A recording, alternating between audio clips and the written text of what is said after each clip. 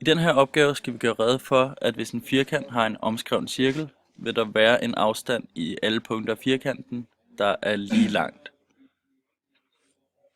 Har samme afstand. Jeg går op i cirkel og vælger cirkel ud fra centrum og punkt, og laver en midte her, og kører den ud der.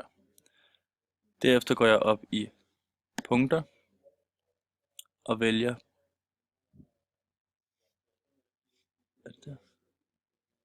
punkt, og sætter et punkt, 4 punkter på cirklen,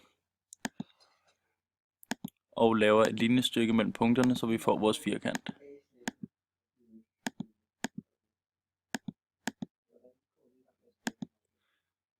Derefter går jeg op i vinkel, og vælger det, der hedder længde, og så tager jeg ud fra midten, ud til hver enkelt af firkantens hjørner, så jeg får angivet længden hele vejen rundt.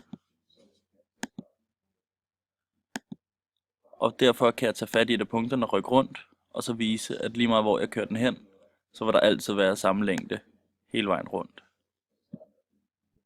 Det vil derfor sige, at punktet i midten har samme afstand til alle firkantens hjørner.